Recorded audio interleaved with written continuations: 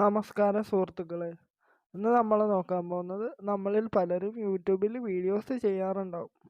പക്ഷെ പലതും റെക്കമെൻഡിൽ വരാറില്ല.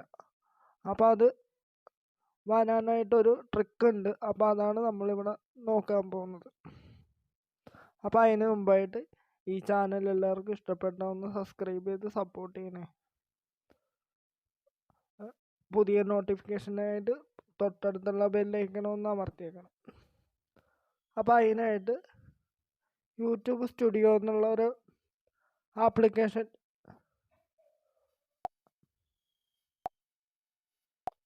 അതൊന്ന് ഓപ്പൺ ചെയ്യുക.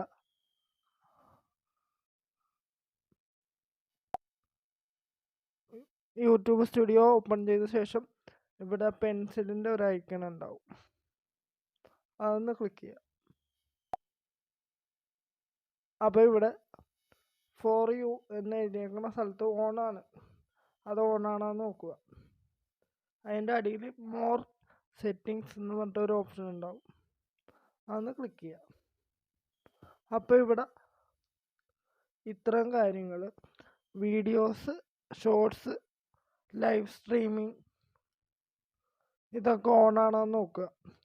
പിന്നെ നിങ്ങൾക്ക് നിങ്ങളുടെ എല്ലാ കണ്ടൻറ്റും റെക്കമെൻഡിൽ വരണമെന്നുണ്ടെങ്കിൽ ഓൾ കണ്ടൻറ്റ് റെക്കമെൻഡ് എന്നുള്ളത് കൊടുക്കുക.